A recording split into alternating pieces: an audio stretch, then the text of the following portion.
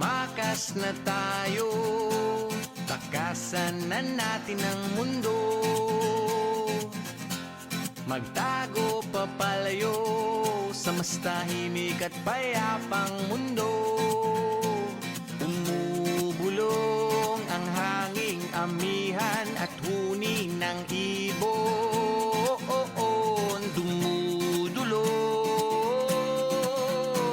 at tinatawag na tayo